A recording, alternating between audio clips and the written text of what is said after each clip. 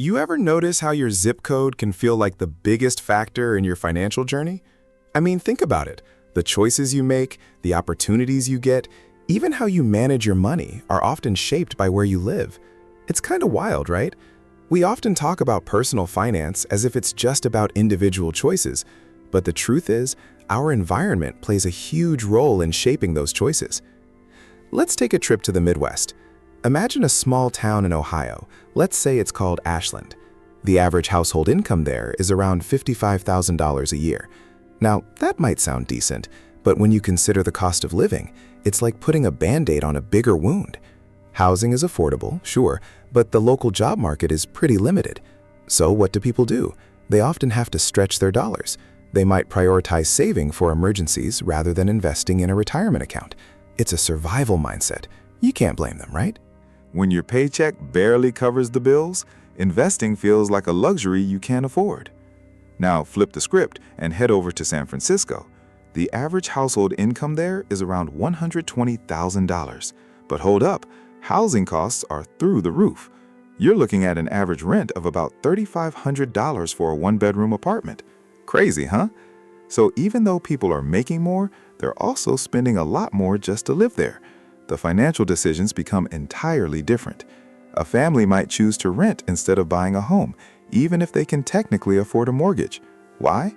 Because they don't want to be tied down when they might need to move for a job. The choices become less about what you want and more about what you have to do to keep up with your environment. Here's where it gets interesting.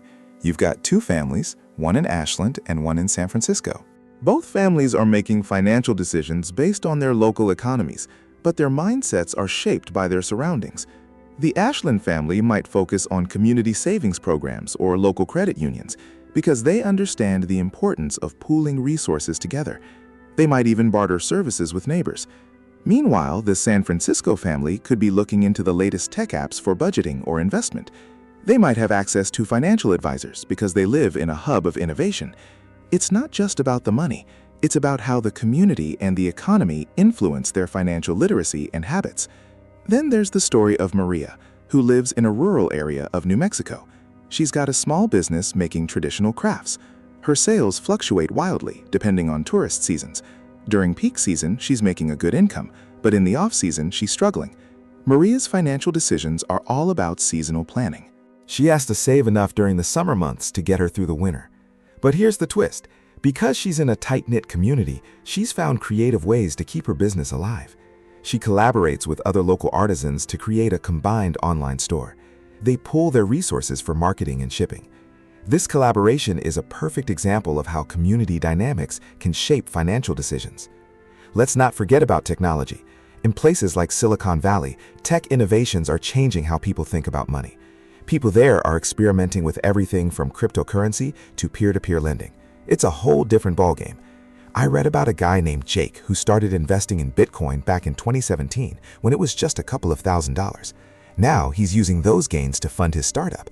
It's a risk that most people wouldn't take, especially if they're living paycheck to paycheck. But in a place where tech is the norm, Jake's not just looking at financial security, he's thinking about financial growth. Contrast that with someone living in a more traditional setting, like a small town in Alabama.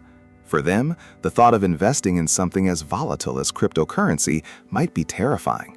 They're more likely to stick with traditional savings accounts, or maybe even bonds. The fear of losing money can outweigh the potential benefits. It's this fear that often keeps people from taking risks that could lead to better financial outcomes. Their decisions are influenced not just by their knowledge of finance, but by their community's attitudes toward risk and innovation. Now, let's dig a little deeper into the consequences of these disparities. Have you ever thought about how access to financial education shapes these choices? In areas where schools have limited funding, financial literacy programs are often the first to go. Kids grow up without learning about budgeting, saving, or investing, which means they enter adulthood without those crucial skills. It's like sending someone into a battle without armor. They're at a disadvantage from the start. On the flip side, in wealthier neighborhoods, financial literacy classes might be a regular part of the curriculum. Kids learn how to manage money early on, and that knowledge sticks with them.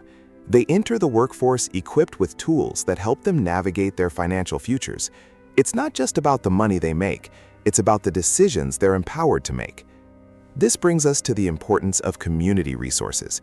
In Ashland, for example, there might be local nonprofits that offer workshops on budgeting and credit repair. These resources help bridge the gap for those who may not have had access to financial education. In contrast, in San Francisco, you might find venture capitalists hosting networking events for young entrepreneurs, pushing them to think outside the box and take financial risks. The support systems are different, and they directly influence the opportunities each individual has. Now, let's wrap this up with a thought that might stick with you. The next time you think about personal finance, consider the bigger picture. It's not just about how much money you make or save, it's about where you're starting from. The regional economic disparities shape our decisions, our mindsets, and even our futures. It's a reminder that financial literacy isn't just a personal journey, it's tied to the community and the environment we find ourselves in. So, what can we do about it? For starters, if you're in a position to help, think about how you can support local financial education initiatives. Share your knowledge with others, especially those who might not have had the same opportunities. And if you're someone who's feeling the weight of these disparities, remember that you're not alone. Your financial journey is influenced by many factors, and understanding that can empower you to make informed decisions. Let's keep the conversation going. Share your thoughts on how your environment has shaped your financial decisions. It's time we acknowledge that personal finance is more than just personal. It's a reflection of where we come from and the resources we have. Your story matters, and it can inspire change for others.